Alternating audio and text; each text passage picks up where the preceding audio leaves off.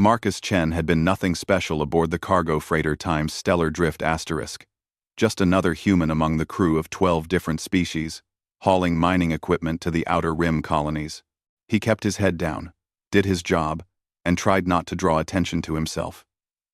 That strategy had served him well for 3 years of deep space work.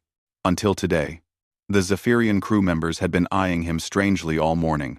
Their crystalline features made it hard to read their expressions, but Marcus had learned to recognize the telltale shimmer that indicated amusement among their kind. Captain Vex High, a towering Zephyrian with silver-blue skin, had been whispering with his subordinates in their musical language. Every few minutes, their gaze would drift toward Marcus, followed by that distinctive shimmer. Marcus tried to ignore it. Zephyrians were known for their elaborate practical jokes, though they rarely involved humans. Most species considered humans too fragile for their entertainment. He continued his routine maintenance checks on the cargo bay doors, the familiar hum of the ship's engines providing a comforting backdrop to his work. "Human Marcus?" Captain Vex High's voice rang out across the cargo bay, the universal translator giving his words a melodic quality. "We require your assistance with a delicate matter." Marcus looked up from his diagnostic pad, wrench still in hand. 3 Zephyrians stood before him, their tall, graceful forms casting long shadows in the artificial light. Behind them, he could see other crew members gathering, representing at least 6 different species. Their expressions ranged from curious to excited, though the insectoid Cleith always looked excited about everything. "What kind of assistance, sir?" Marcus asked, setting down his tools. Vex High's crystalline features shifted into what Marcus had learned to recognize as a smile. "We've discovered something fascinating on the planet below. Ancient ruins, possibly predating any known civilization in this sector. However, there's a guardian creature that has prevented our exploration teams from investigating properly." The gathered crew murmured among themselves. Marcus caught fragments of conversation in various languages, most of which the translator couldn't parse. He noticed several crew members placing what looked like wagers, passing small credit chips between scaled, furred, and metallic hands. "I'm not sure how I can help with that," Marcus said slowly.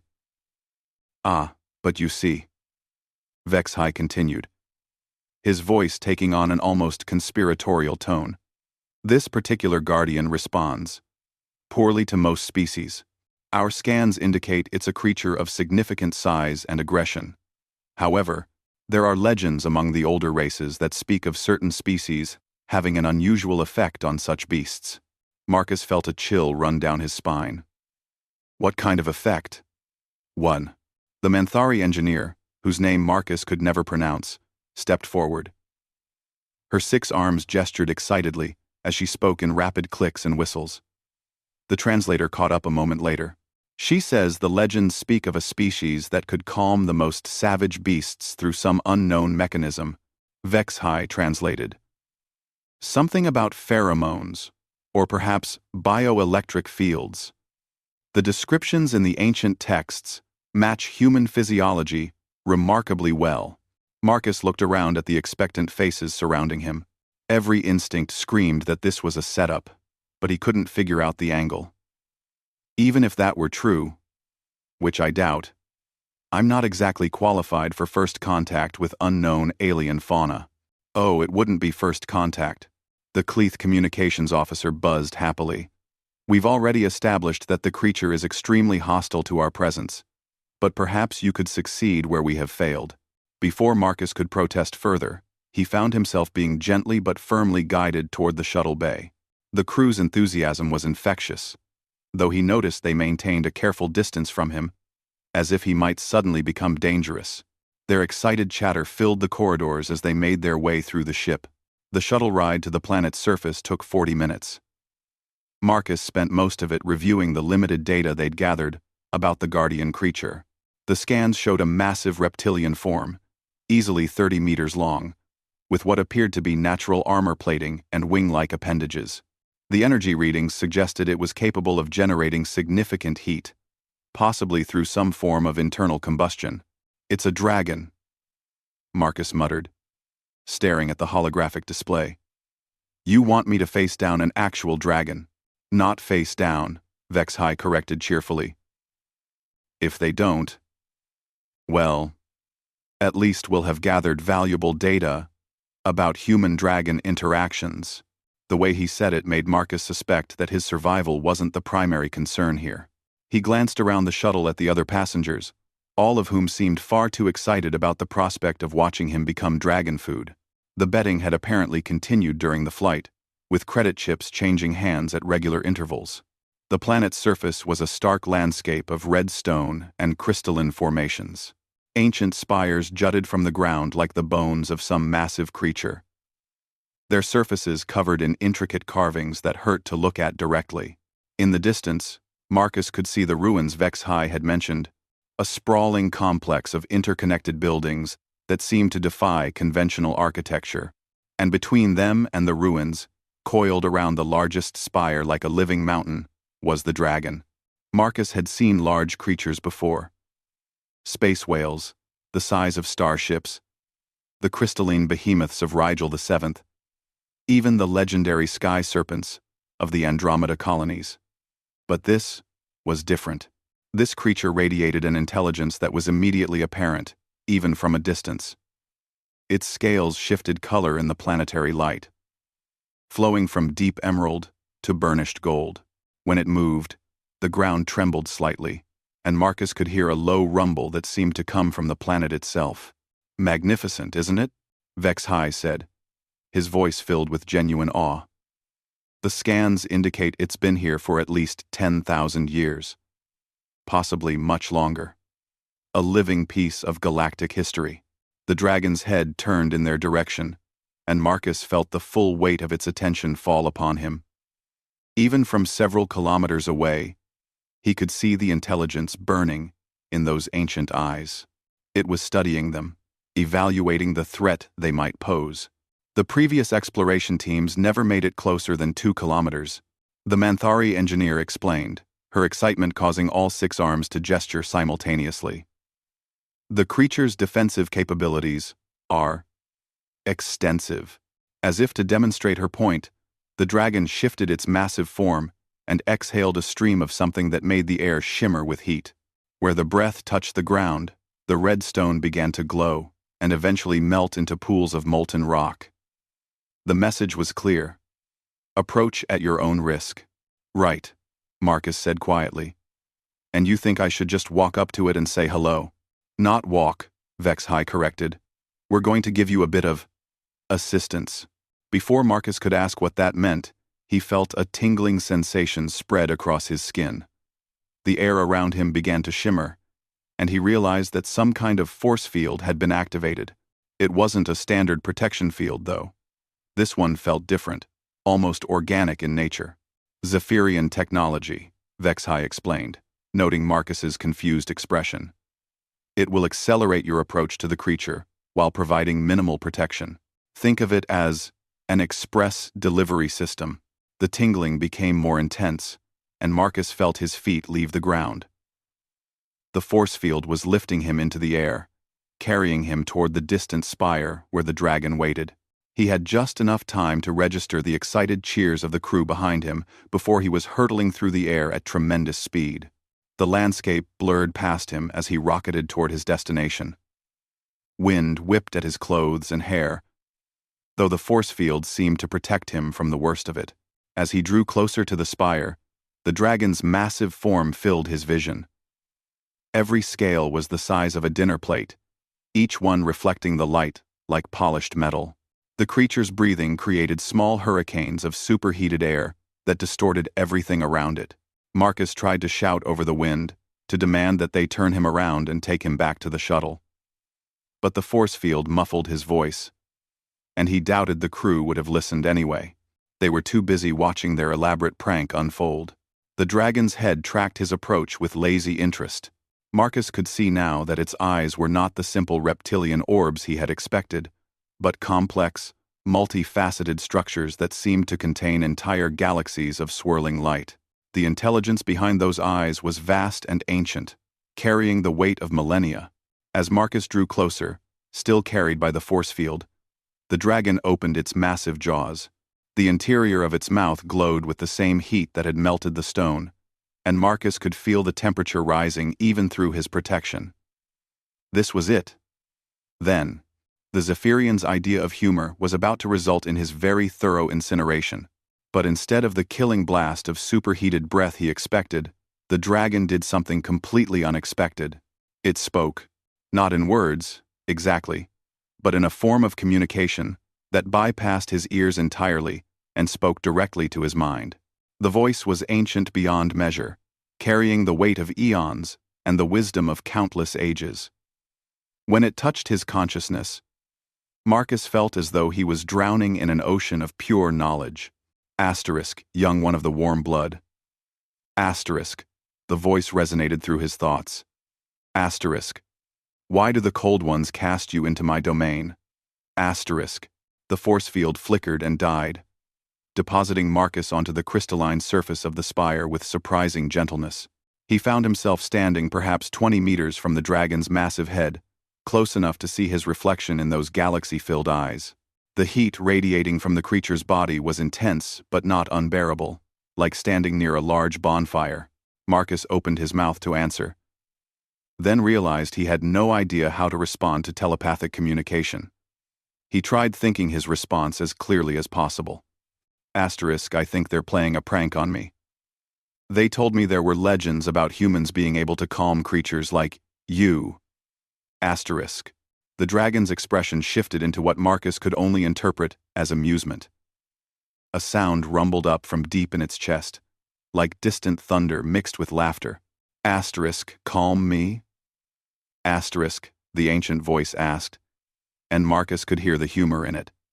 Asterisk, child of Terra, I have not been uncalm for 3,000 years. The cold ones fear to approach because I do not suffer trespassers lightly, not because I rage against the universe. Asterisk. Asterisk Terra?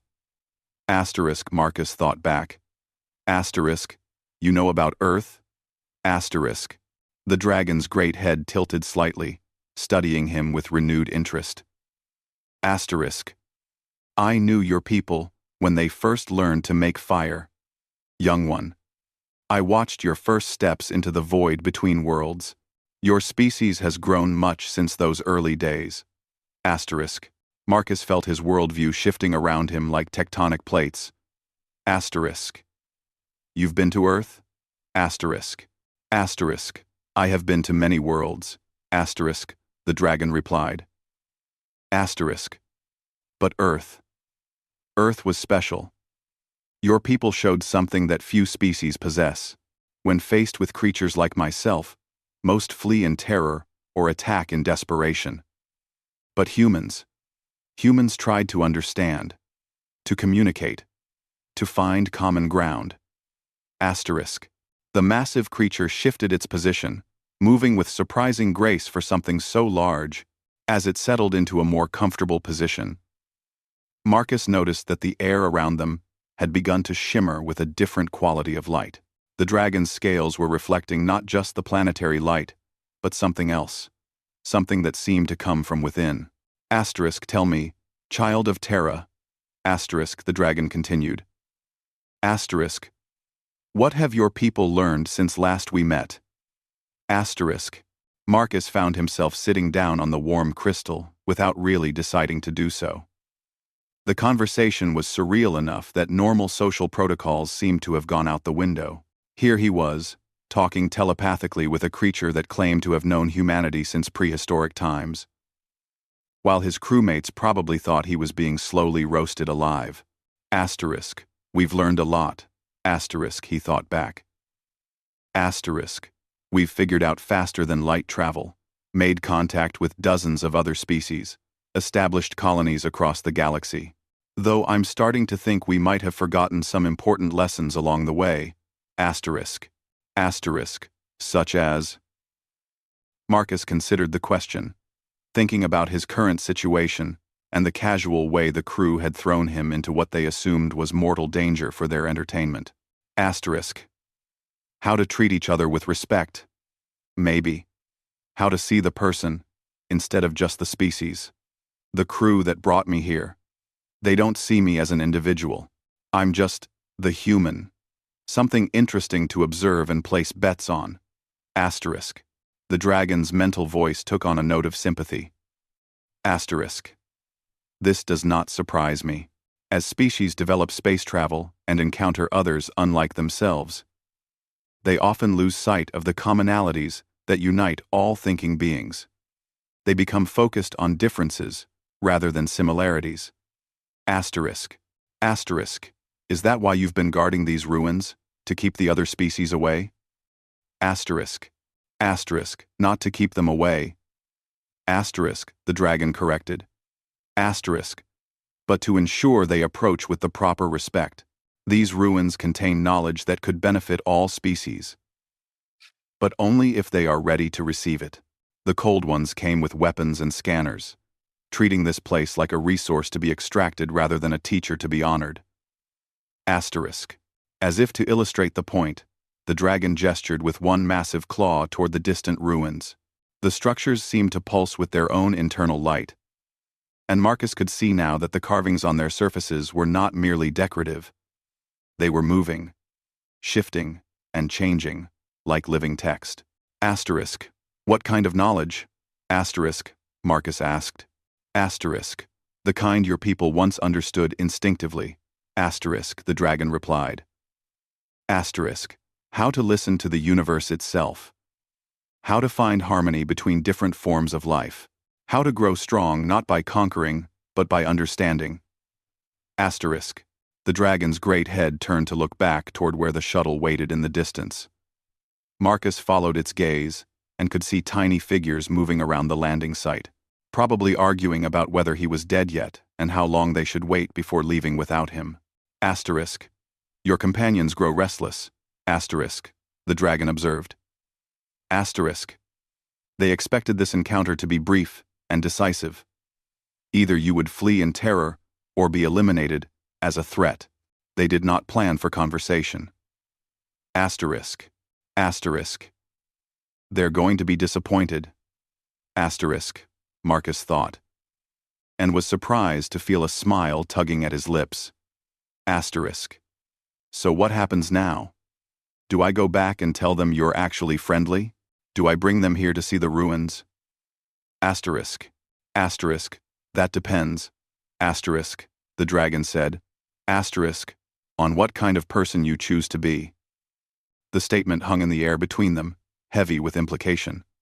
Marcus realized that this was more than just an unexpected encounter with an ancient creature. This was a test, though not the kind the crew had imagined when they'd thrown him at the dragon as entertainment. I don't understand. Asterisk. Your species stands at a crossroads, young one.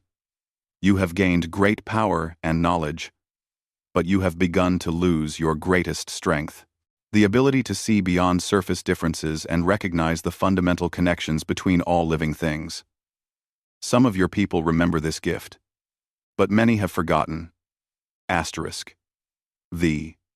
Asterisk. The dragon's mental voice became more intense, and Marcus felt the weight of ancient wisdom pressing against his consciousness. Asterisk.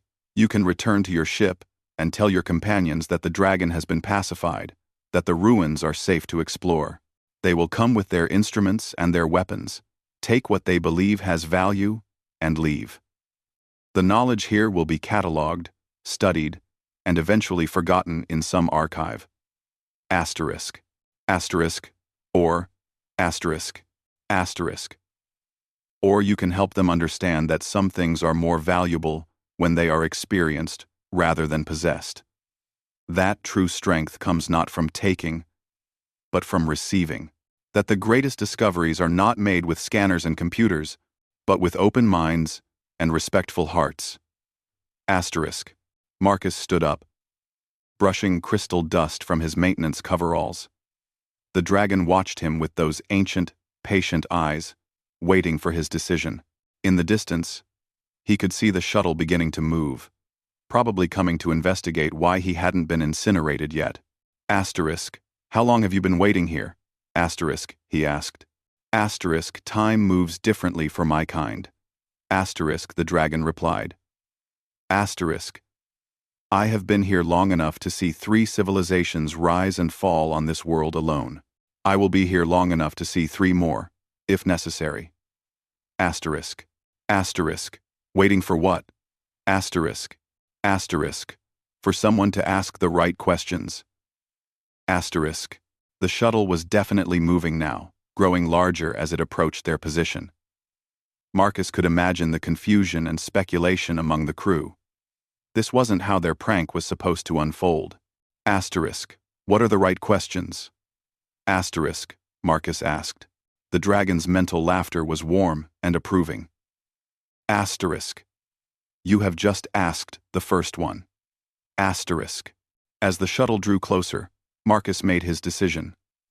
But it wasn't the decision he would have made an hour ago, when he was just a maintenance tech trying to avoid trouble. Something had changed during his conversation with the ancient creature. A perspective had shifted. A connection had been made that couldn't be unmade. Asterisk, I want to learn. Asterisk, he thought to the dragon. Asterisk. Not just about the ruins or the knowledge they contain, but about what my people have forgotten. About how to see beyond the surface of things.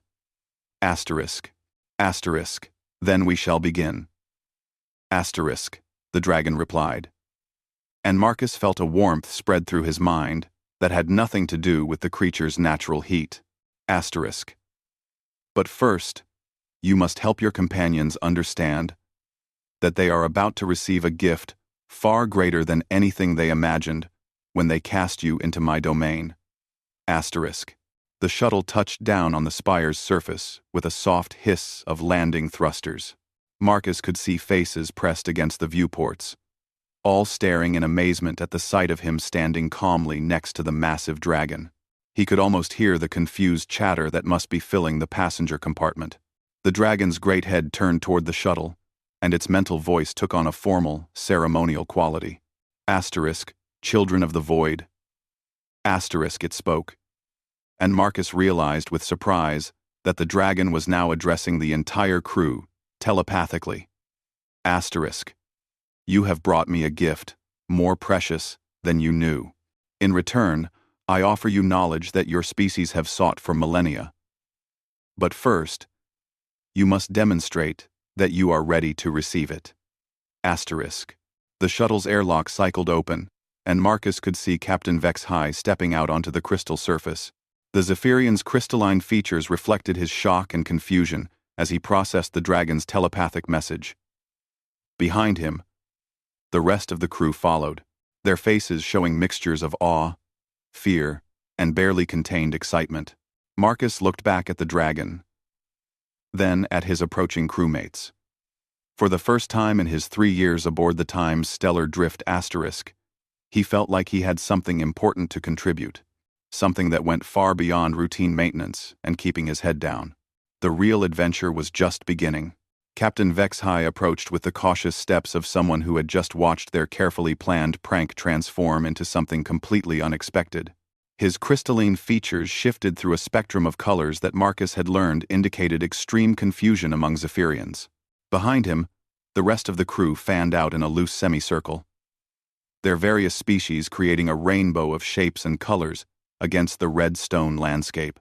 Human Marcus?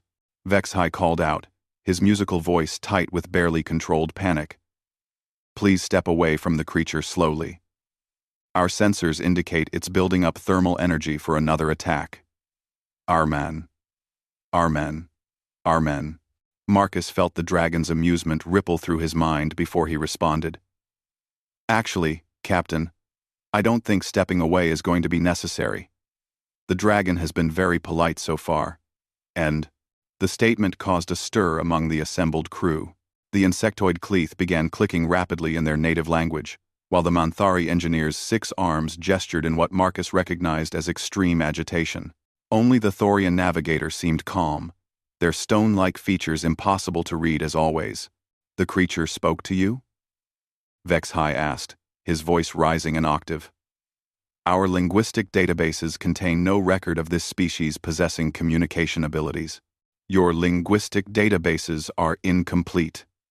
The dragon's mental voice reached all of them simultaneously, causing several crew members to stumble backward in shock.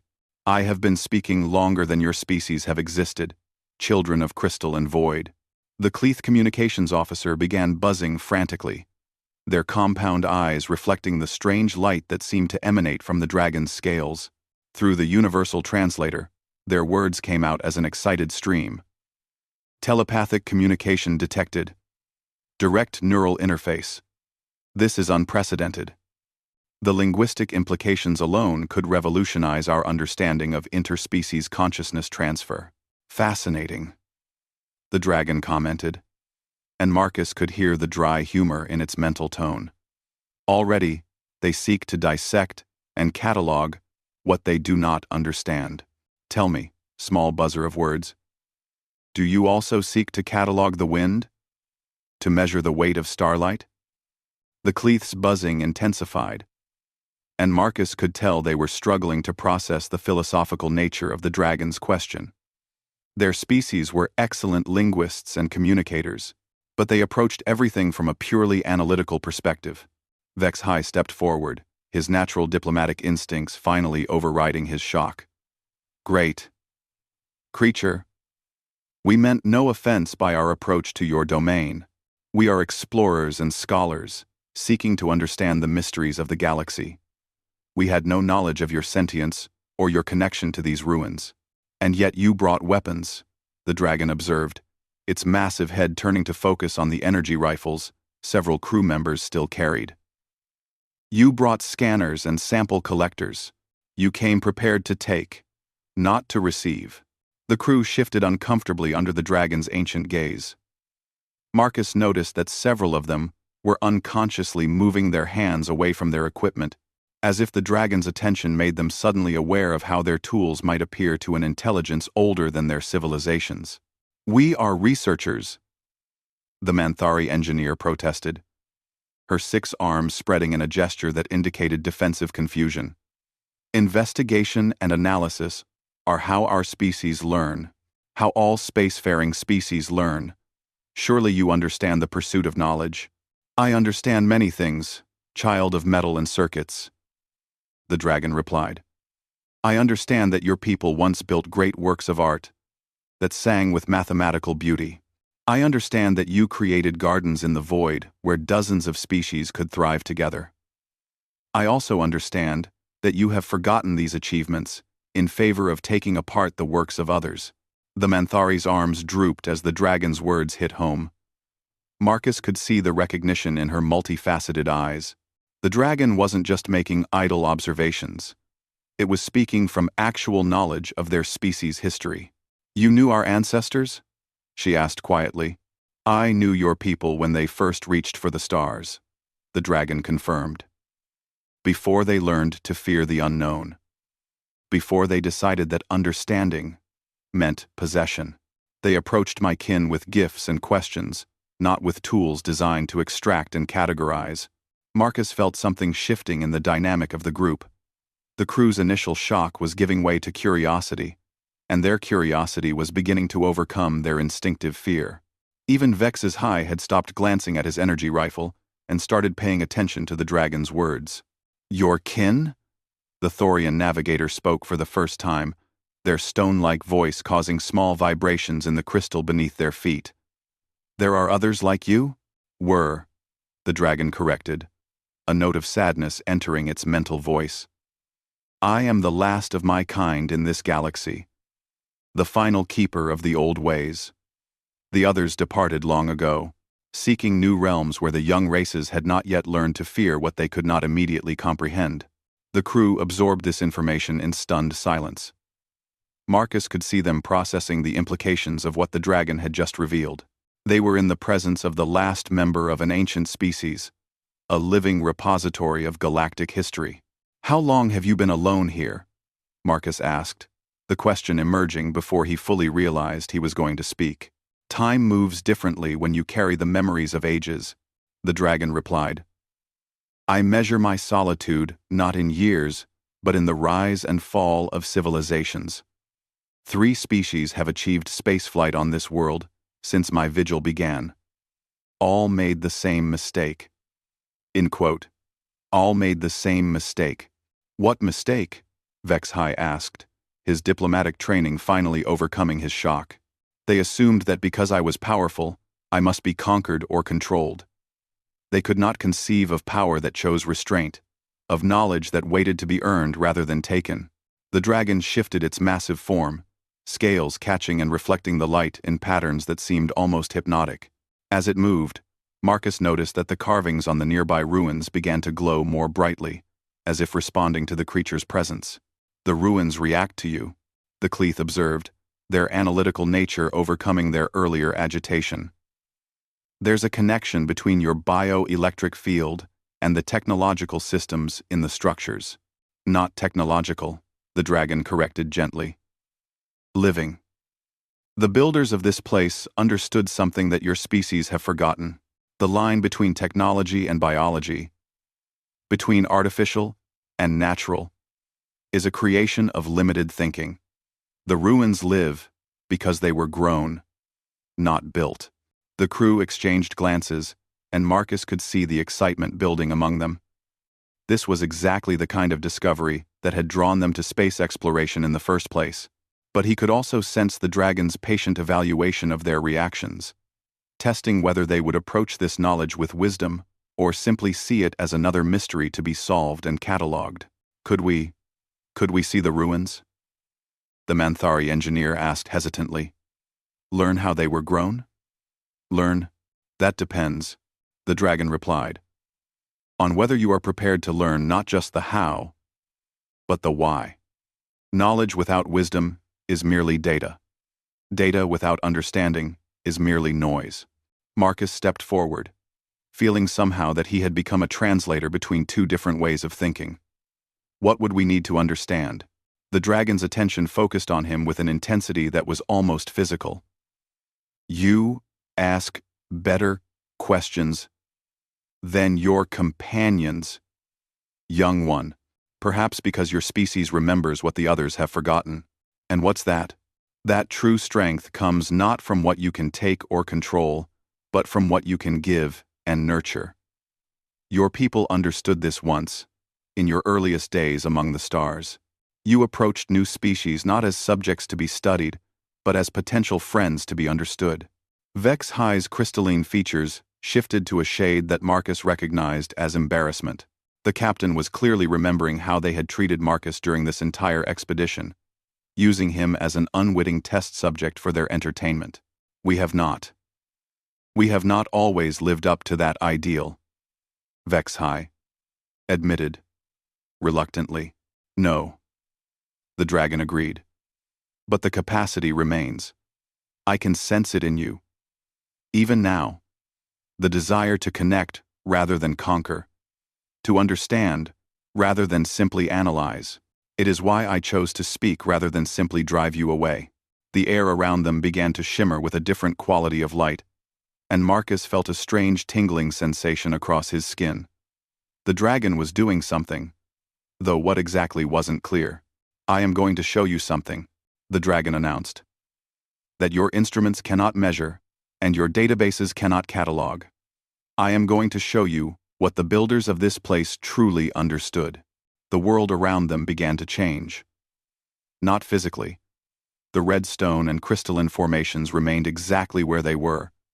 But Marcus began to see connections between things that had been invisible before, lines of energy that flowed between the ruins and the planet's core, patterns of harmony that connected the dragon's breathing to the rhythmic pulse of distant stars, networks of communication that linked every living thing on the planet's surface in a web of shared consciousness. This is how the universe truly works, the dragon explained as the crew stood transfixed by the revelation unfolding around them. Not as separate objects acting upon each other through force and collision, but as parts of a greater whole, connected by bonds that your instruments are too crude to detect. The Cleith was buzzing in amazement, their compound eyes tracking patterns that shifted and flowed through the air like living mathematics. It's beautiful, they whispered. It's like a song made of light and consciousness. Now you begin to understand, the dragon said approvingly. The builders of these ruins learned to work with these natural harmonies rather than against them. They grew their structures by convincing the planet itself to participate in their creation. They powered their civilization by tapping into the flow of cosmic energy that connects all things. Marcus felt tears on his cheeks without realizing he had started crying. The vision was overwhelming. Not because it was complex, but because it was so fundamentally simple. Everything was connected. Everything was part of a greater pattern. The separation between species, between individuals, between mind and matter, was an illusion created by limited perception. "Why are you showing us this?" he asked. "Because your species stands at a crossroads," the dragon replied. "You can continue on your current path, treating the universe as a collection of resources to be exploited and mysteries to be solved. Or you can remember what you once knew instinctively, that you are part of something greater than yourselves." The vision began to fade, leaving the crew standing on the crystal spire with their minds reeling from what they had experienced. But the memory of those connections remained, burning bright in their consciousness like stars that could never be forgotten. "The ruins," the Manthari engineer said quietly. "They're not just buildings, are they? They're a school, the finest school in the galaxy," the dragon confirmed. "Built by a species that learned to see beyond the illusion of separation. They left these teachings here, for whoever might be ready to receive them. And you've been guarding them all this time?" Vexhai asked. "Not guarding," the dragon corrected. "Waiting. Waiting for students who were ready to learn, not just new techniques, but new ways of thinking, new ways of being." Marcus looked around at his crewmates and saw the same wonder and confusion in their faces that he felt in his own heart. They had come here as part of an elaborate prank, expecting to either watch him flee in terror or be eaten by a monster. Instead, they had encountered something that challenged everything they thought they knew about the universe. "What happens now?" the Thorian navigator asked, their stone-like voice carrying an unusual note of uncertainty. "Now," the dragon said, "you must choose. You can return to your ship and report that you found ruins containing advanced but incomprehensible technology. Your superiors will send larger expeditions with better equipment, and eventually they will extract whatever they can understand and catalog the rest." The dragon paused, letting the implications of that choice sink in. "Or you can stay and learn. Not just about the techniques the builders developed, but about the wisdom that made those techniques possible. You can become students of something greater than your individual species, greater than your individual selves." Marcus felt the weight of the decision settling over all of them. It wasn't just about what to do with the ruins, or how to handle the dragon. It was about what kind of beings they wanted to become. "If we stay," Vexhai said slowly, "you would become bridges," the dragon replied.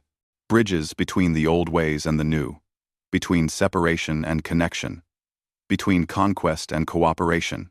You would carry the seeds of a new understanding back to your civilizations." The crew stood in silence, each lost in their own thoughts. Marcus could feel the magnitude of the choice before them. They could go back to their lives as they had always been, or they could step into something completely unknown. But as he looked at the living ruins in the distance, still pulsing with their mysterious light, he realized that the choice had already been made, not by any conscious decision, but by the simple fact that they had seen what they had seen. They could never go back to viewing the universe as a collection of separate, unconnected objects. They had been changed by their encounter with the dragon. Whether they admitted it or not, the only question now was whether they would embrace that change or spend the rest of their lives trying to pretend it had never happened. Marcus stepped forward, feeling the eyes of both the dragon and his crewmates upon him. One by one, the others joined him. Even Vexhai, who would have to explain their extended absence to their superiors, nodded slowly in agreement. "Very well," the dragon said, and Marcus could hear satisfaction in its ancient voice. "Your education begins now. Your education, but be warned. Once you truly understand the connections that bind all things, You can never again pretend to be separate from the consequences of your actions. You will become responsible not just for yourselves, but for the welfare of all life you encounter. As if in response to the dragon's words, the ruins in the distance pulsed with renewed light. And Marcus could swear he heard something like music drifting on the wind. The real adventure was about to begin. 3 months later, Marcus stood in the central chamber of what had once been called the Dragon's Ruins, but was now simply known as the Academy. The living walls pulsed gently around him, their bioluminescent patterns shifting in response to the thoughts and emotions of the people within. What had once seemed like carved stone was now revealed to be something far more complex. A hybrid of organic and crystalline materials that had been coaxed into existence through the harmonious cooperation of multiple consciousness. Working together, the chamber itself had grown around them as they learned, adapting its shape and function to accommodate their needs as students. Where once there had been empty spaces, alcoves had formed to house their research materials. Where they needed places to rest and contemplate, comfortable formations had emerged from the floor. The building was alive, responding to their presence with the patience of a living teacher. Marcus was no longer the simple maintenance technician who had been thrown into the dragon's domain as entertainment. His understanding of how things truly worked had expanded beyond anything he could have imagined. He could sense the flow of energy through the ship's systems, not as electrical current moving through conduits, but as part of the greater pattern that connected all technological systems to the consciousness that operated them. Maintenance had become a form of communication, a way of nurturing the harmony between living beings and their tools. But the changes went far deeper than improved technical skills. Marcus could feel the connections between himself and his crewmates in ways that transcended species barriers. When the Cleath communications officer struggled with a particularly complex lesson about harmonic linguistics, Marcus felt the confusion as if it were his own, and could offer assistance that came from genuine understanding rather than mere sympathy. When the Manthari engineer made a breakthrough in biocrystalline growth techniques, her joy resonated through the entire group. They had become something new. Not quite a hive mind, but not entirely separate individuals either. They remained distinct personalities with their own thoughts and feelings, but they were now consciously aware of their connections to each other and to the larger patterns of existence around them. The dragon had proven to be an extraordinary teacher, though its methods bore no resemblance to any educational system any of them had encountered before. Rather than lecturing or demonstrating techniques, it would pose questions that seemed simple on the surface but opened up vast territories of understanding.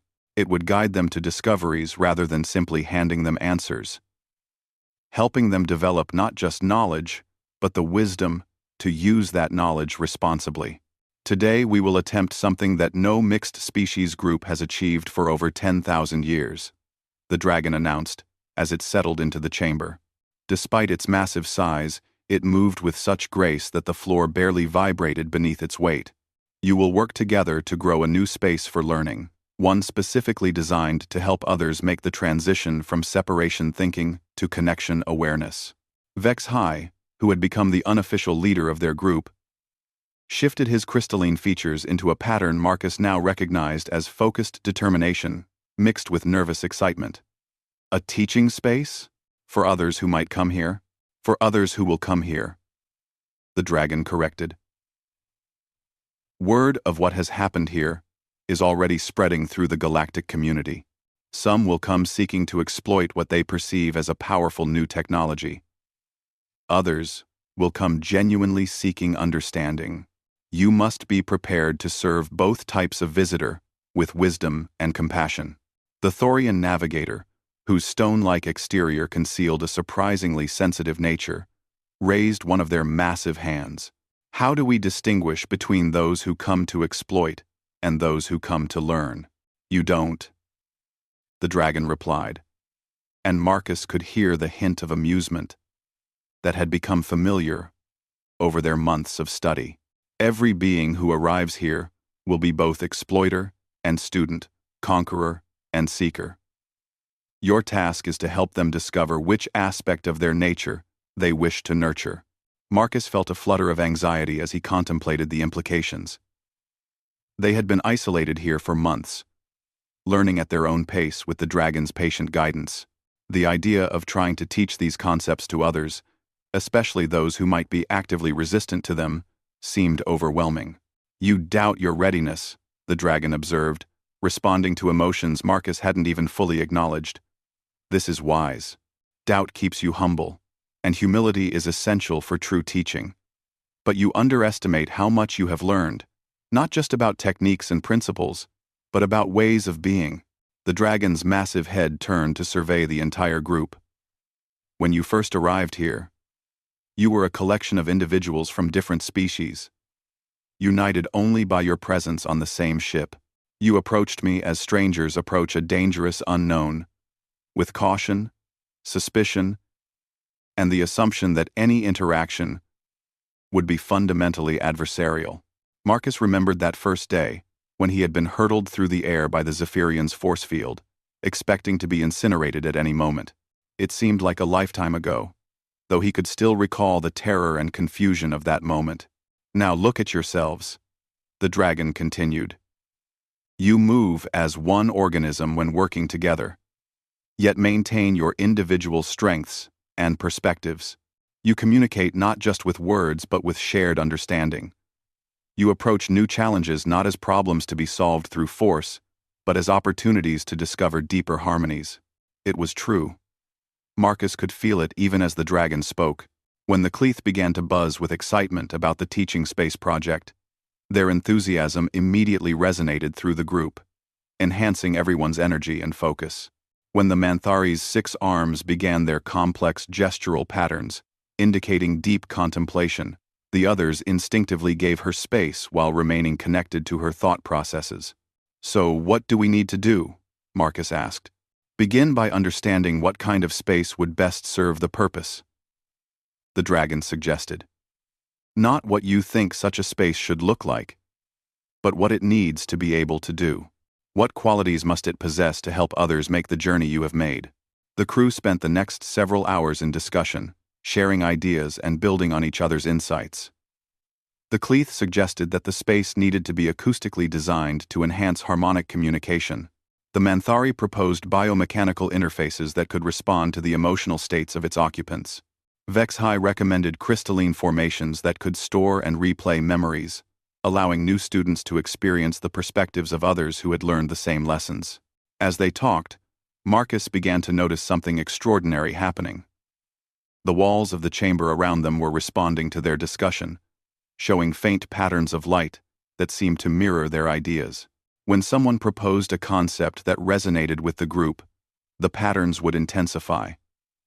When they discussed ideas that felt incomplete or misguided, the light would dim. "The Academy is listening," he said suddenly, interrupting a detailed technical discussion between the Manthari and the Thorian. "It's responding to our ideas." The others fell silent and looked around them with new awareness. The wall patterns were indeed shifting in response to their conversation, creating a visual representation of the harmony or discord in their collective thinking. "Of course it is listening," the dragon said gently.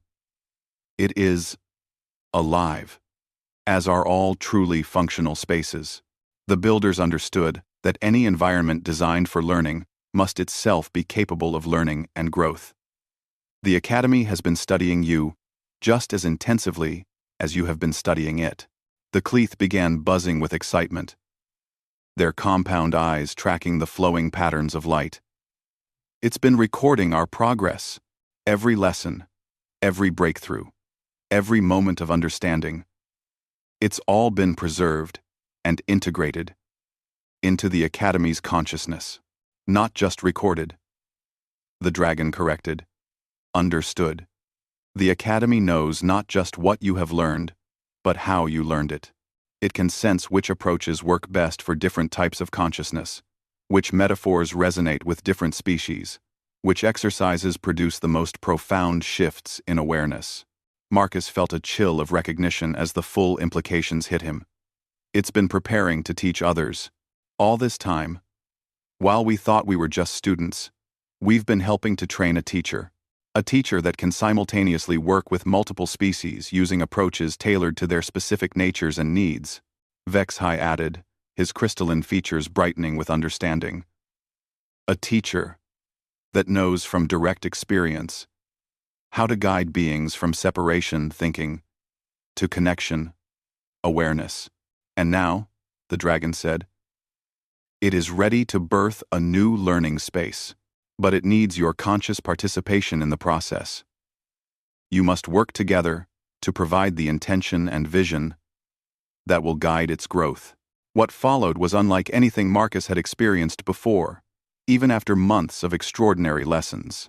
The crew arranged themselves in a circle at the center of the chamber, and Marcus felt their individual consciousness beginning to merge into something larger while still maintaining their distinct perspectives.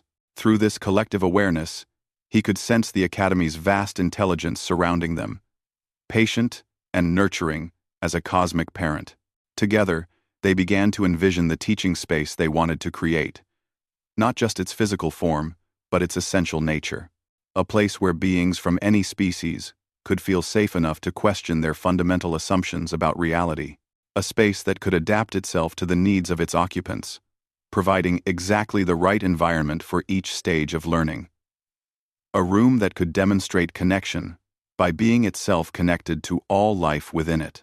As their shared vision became clearer and more detailed, Marcus felt the Academy responding. The floor beneath them began to warm and pulse with a rhythm that matched their collective heartbeat. The walls started to flow like liquid, reshaping themselves according to the patterns emerging from their merged consciousness. But something unexpected happened during the process. As the space began to form around them, Marcus became aware of other minds touching the edges of their collective vision. Distant presences, scattered across the galaxy, that were somehow able to sense what was happening here. Some felt curious and hopeful. Others carried undertones of suspicion or greed. But all were being drawn to this place by the changes they were creating. "Do you feel them?" he asked the others, without breaking the connection. "Yes," Vex High replied, his mental voice tight with concentration. "Beings from dozens of worlds. Some are already traveling in our direction. The galaxy is full of species who have lost their way." The dragon's presence moved through their shared consciousness, like warm sunlight. They sense that something new is being born here, something that might help them rediscover what they have forgotten. Your success in learning connection awareness has created ripples that are spreading through the cosmic web of consciousness that links all thinking beings. Marcus felt both excited and terrified by the responsibility that implied. They weren't just creating a teaching space for potential future students. They were creating a beacon that would draw beings from across the galaxy, all seeking something they couldn't quite name but desperately needed. "Are we ready for that?" the Menthari asked, her six-armed consciousness radiating anxiety through their connection. "No one is ever ready for transformation," the dragon replied. "Readiness is not a prerequisite for growth. It is a product of growth. You will become ready by doing what needs to be done, just as you became students, by learning to learn." The new teaching space completed its formation around them with a gentle settling sensation, like a flower opening to receive sunlight. When Marcus opened his eyes, he found himself in a chamber that defied easy description. The walls seemed to exist in multiple dimensions simultaneously, sometimes appearing solid and substantial, other times revealing vistas of distant stars or glimpses into the quantum foundations of matter itself. The floor was comfortable beneath them but gave no sense of fixed material. It felt like walking on crystallized music or solidified mathematics. "It's beautiful," the Cleith whispered, their buzzing subdued by awe. "It's alive," the Thorian added, their stone-like voice carrying notes of wonder Marcus had never heard before. "It's ready," the dragon concluded with satisfaction, "as are all of you. Though you do not yet fully believe it. Your real education begins now, as you learn to guide others through the transformation you have undergone yourselves." As if summoned by the dragon's words, a soft chime echoed through the Academy's corridors. Somewhere in the distance, Marcus could hear the familiar sounds of a shuttle landing on the crystal spire. Their first students had arrived. Over the following months, beings came to the Academy from every corner of the galaxy. Some arrived in massive research vessels, backed by powerful governments or corporations, seeking to unlock the secrets of the living technology they had heard about. Others came alone in small ships, driven by personal quests they couldn't quite articulate. A few arrived as refugees, fleeing conflicts or disasters that had left them questioning everything they thought they knew about the universe. Marcus and his crewmates worked with each visitor according to their needs and capabilities. The aggressive researchers who came expecting to extract technological secrets found themselves gradually drawn into deeper questions about the relationship between consciousness and matter. The lonely seekers who arrived, hoping for mystical revelation, discovered practical wisdom about cooperation and mutual understanding. The refugees who came, simply seeking shelter, found healing for traumas they hadn't even realized they carried. Not all of their efforts were successful. Some visitors left frustrated and angry, unable to accept insights that challenged their fundamental assumptions about reality. Others became so overwhelmed by the concepts they encountered that they retreated into defensive cynicism or aggressive skepticism. A few tried to take control of the academy by force, attempting to capture the dragon or extract samples from the living structures, but even the failures taught valuable lessons. Marcus learned that wisdom could not be forced upon anyone, but that the seeds of understanding could be planted in even the most resistant minds. He discovered that his own growth continued through the challenge of helping others, and that teaching was itself a form of learning that never ended. The academy continued to evolve, growing new chambers and capabilities as needed. Word spread through the galactic community about the strange place where the barriers between species seemed to dissolve, where ancient wisdom was being rediscovered, and new forms of cooperation were being pioneered. Marcus often stood in the original chamber where he had first spoken with the dragon, remembering the frightened maintenance technician who had been thrown into this domain as a prank. That person seemed like a stranger now, though Marcus could still access those memories and the lessons they contained about humility and courage. The dragon, ancient beyond measure but somehow renewed by its role as teacher and guide, would sometimes join him in these moments of reflection. "Do you ever regret the choice you made that first day?" it asked during one such conversation. Marcus considered the question seriously.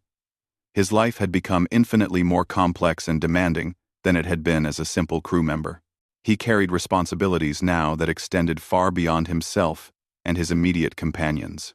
He could feel the connections between all living things as a constant presence in his awareness, making it impossible to act without considering the consequences for the larger patterns of existence. But he could also sense the deep currents of harmony that flowed through the universe, the vast web of consciousness that connected every thinking being to every other. He had experienced moments of understanding so profound that they left him changed at a fundamental level, and he had helped others discover their own capacity for such transformation. "No," he said finally, "I don't regret it. I can't imagine going back to thinking that I was separate from everything else, that my actions didn't matter beyond their immediate effects. Even when it's difficult or overwhelming, I'd rather live with awareness than without it." The dragon's mental laughter was warm with approval. "Then, you have truly learned the first and most important lesson. Consciousness, once expanded, can never be compressed back to its original dimensions. You have become something new, not just as an individual, but as part of a new form of collective intelligence that spans species boundaries." Marcus looked out through the academy's living walls toward the stars beyond. Somewhere out there, new students were probably beginning their journeys toward this place, drawn by the same forces that had brought him here. They would arrive as he had, confused, frightened, perhaps resentful of the circumstances that had led them to this remote world.